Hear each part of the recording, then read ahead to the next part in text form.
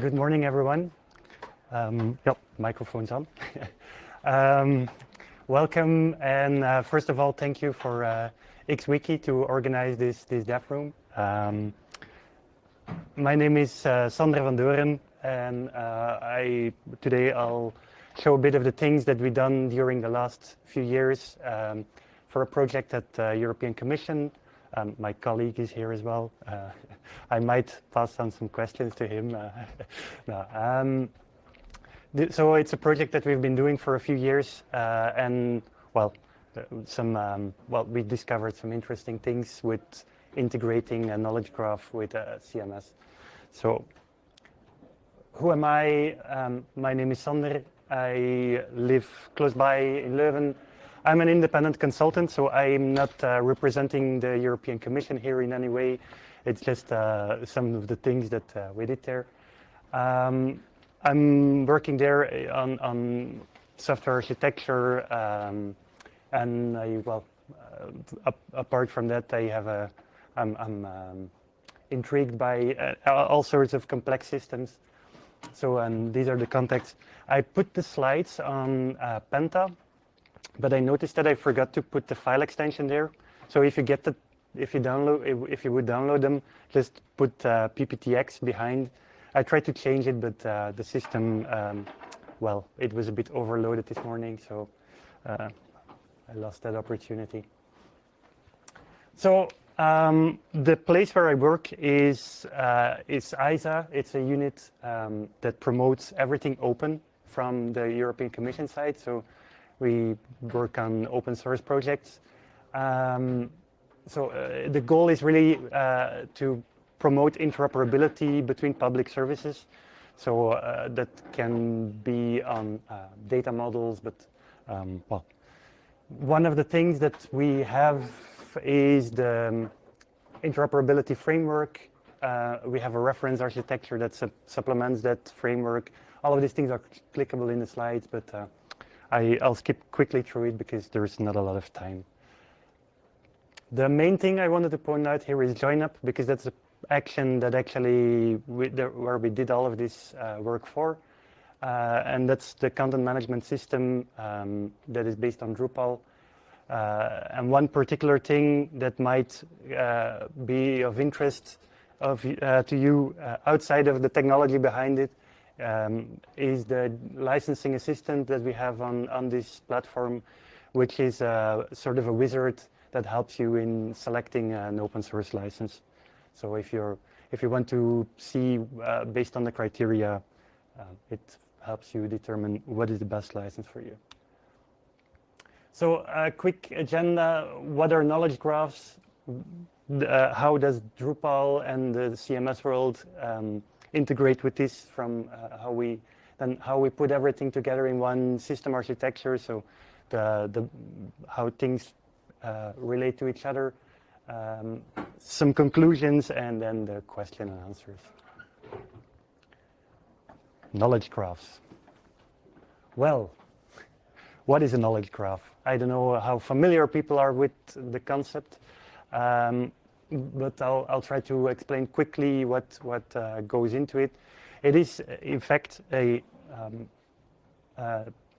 list of statements, and a statement can be something of the form AW1-120 is a room in ULB, and you will see that I underlined parts of the statement, and another part is in italics.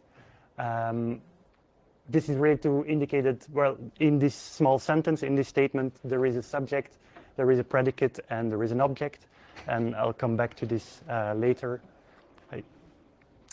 Are knowledge graphs something new? Absolutely not. They're sort of rebranded of what semantic web was in around the 2010s.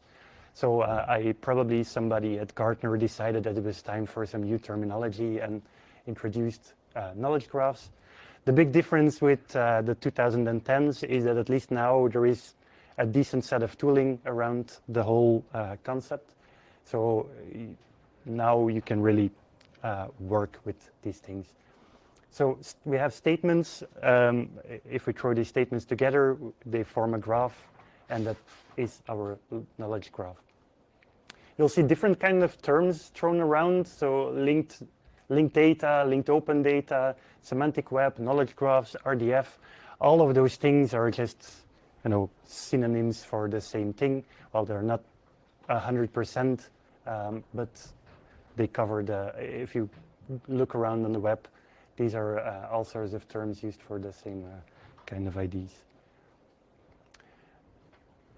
Everything in knowledge graphs, and that is what makes it particularly interesting, is based on standards.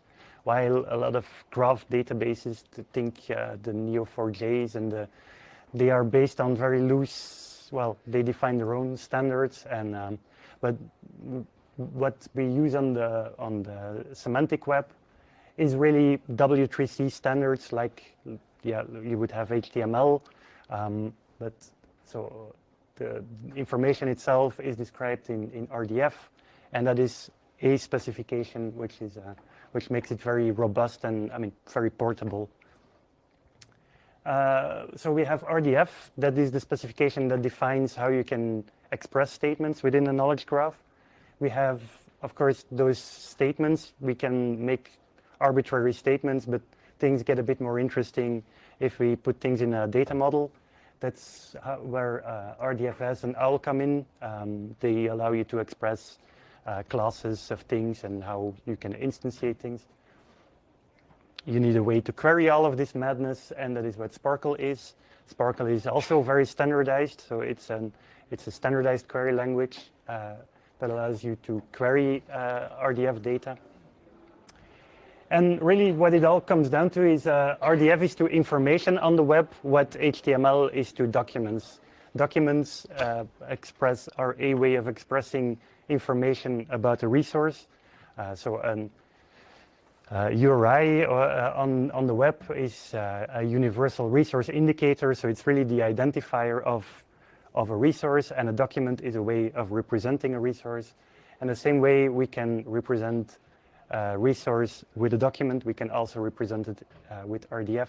So a machine-readable version, so the information is readable for the machines, instead of HTML documents that are readable for humans. How does RDF work? If we see here our table of beers, some might be familiar of yesterday evening. What we do to express a tabular form in RDF is we take our ID, we turn it into a URI, so we put something, it looks like a URL, but it doesn't necessarily point to a document on the web.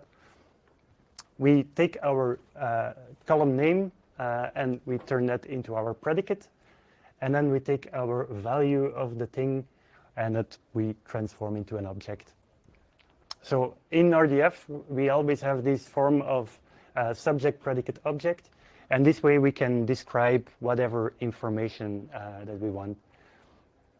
Sometimes this can get quite big because you have to be quite verbose in your in statements. But in the end, you can, with this simple format of subject, predicate, object, you can model the whole world. Objects is important to point out. Everything here, subjects and predicates and objects, can always be URIs.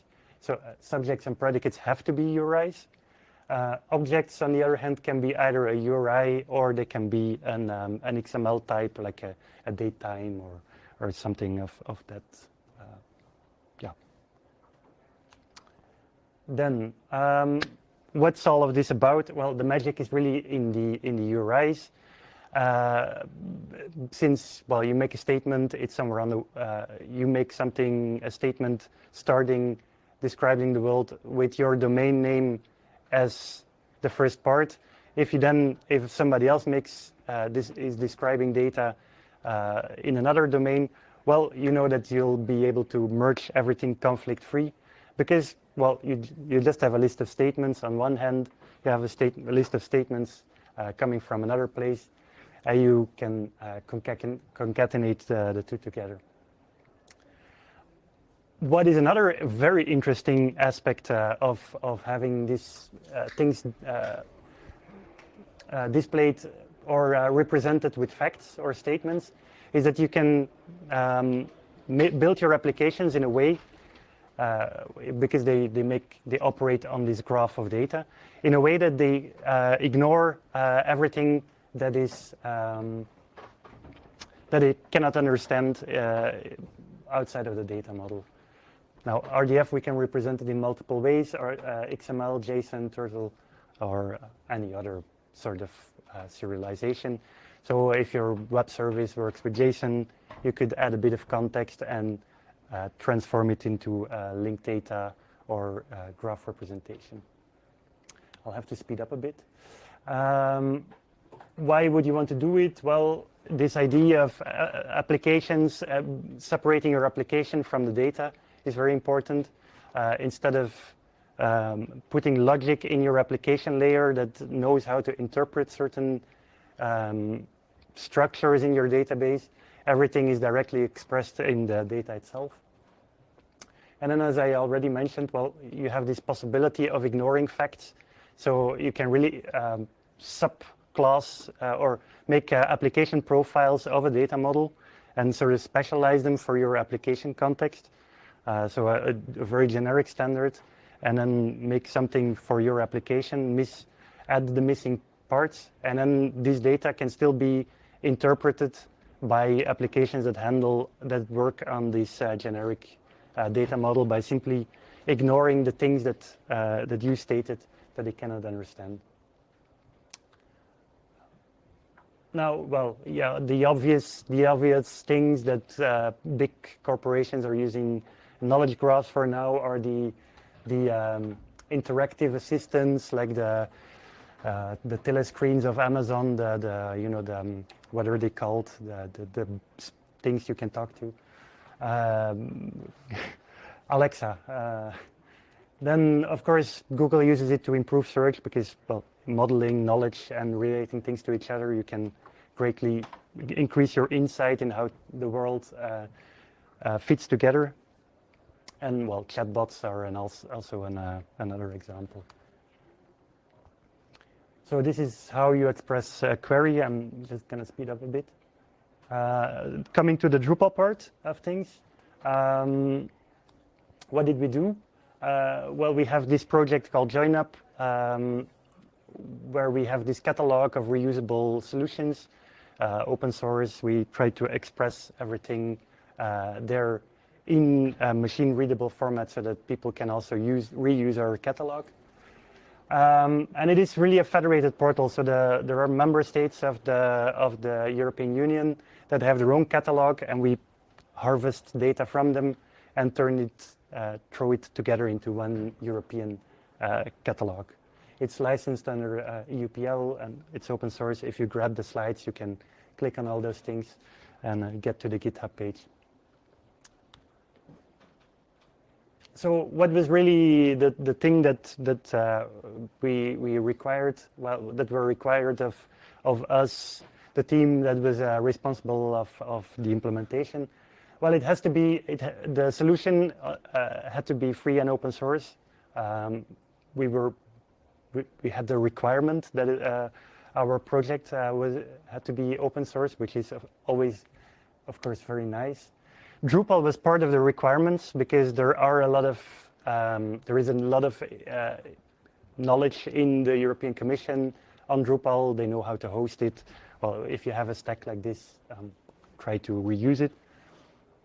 We had to publish our data as open data, so hence the RDF part. And then harvesting of other catalogs, so integrating data sources. And of course, well, the whole solution had to stay compatible with the contributed modules in the Drupal ecosystem. So that was another thing that we wanted to safeguard. What did we do? Well, we swapped out the database layer of Drupal. So we wrote our own ORM, let's say. We made a module that plugs into Drupal, and that simply, instead of doing SQL, it does Sparkle. And since it's Drupal has a quite well-defined database abstraction layer, we can now express the same type of queries in the ORM as it would go to a SQL database. So whenever we hit save on a form, it just goes to the Sparkle, to the triple store database that stores everything in RDF instead of. And that was really our goal, was not to store any linked data concepts outside of the infrastructure layer, not to use any of those concepts. So it's a normal Drupal site from the outside, only on the infrastructure layer we have linked data things. I'm gonna skip this. Coming to, it's not very readable. The resolution got to me.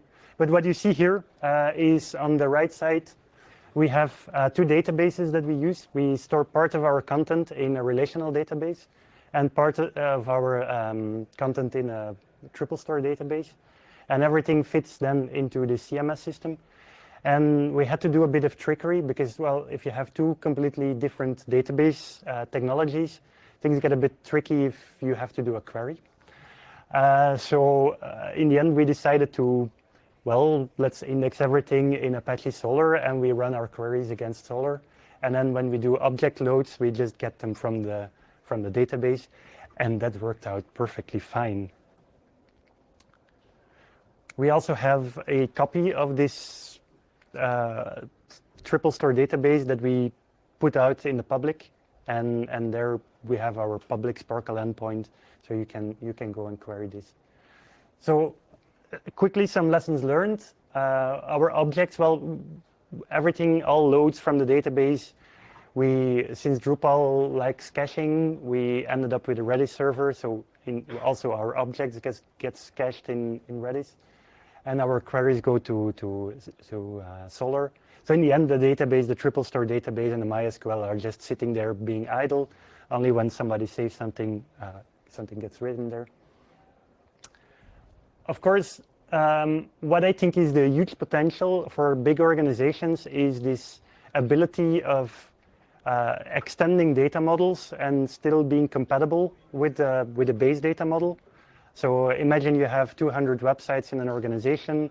Every organizational unit has a different notion of what a news item means.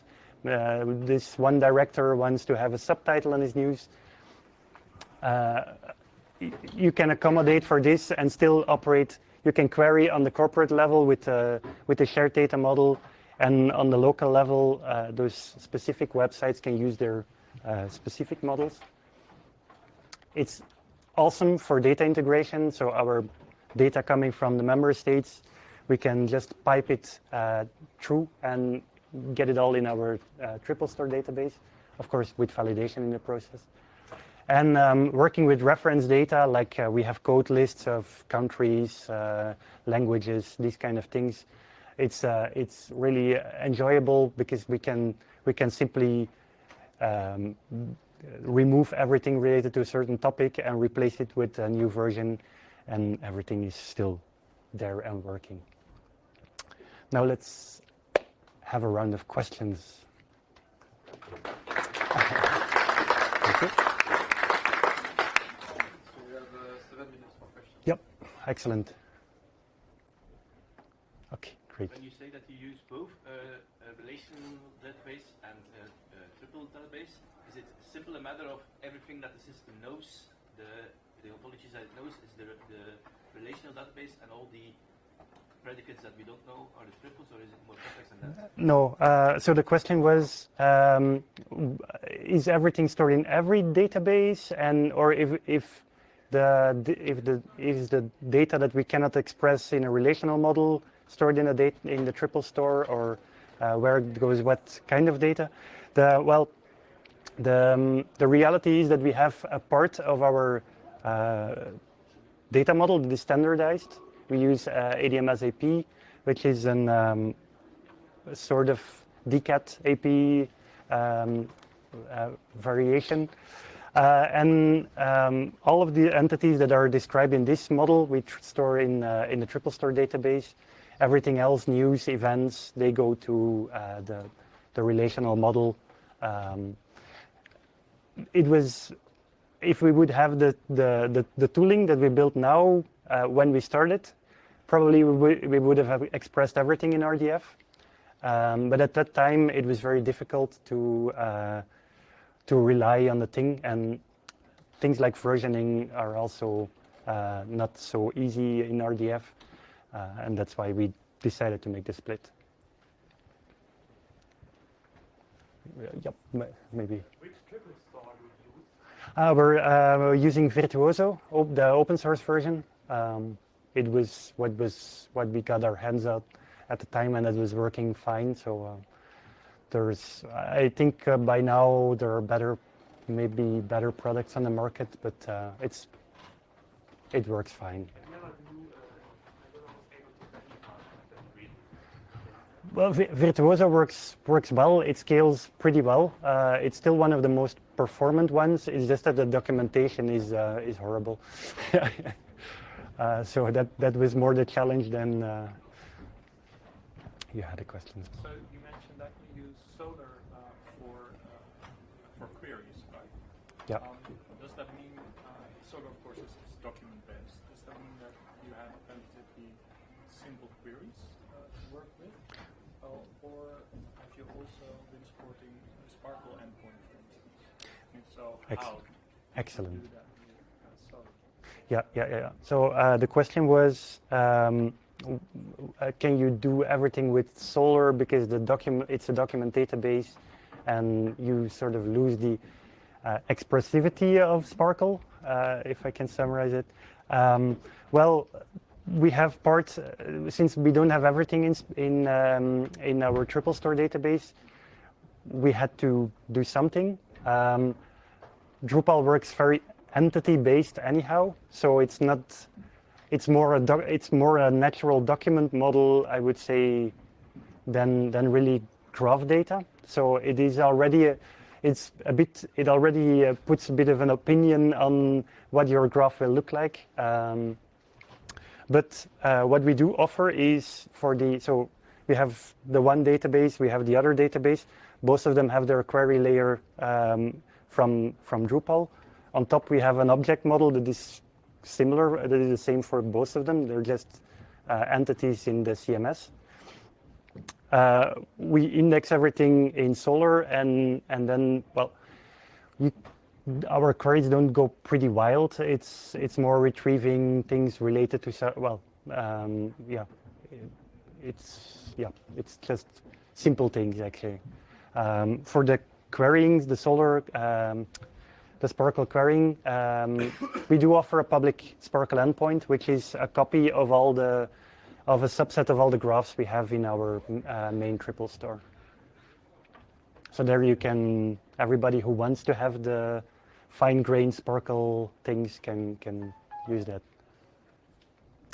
Any other questions? Or can we start switching? You're welcome.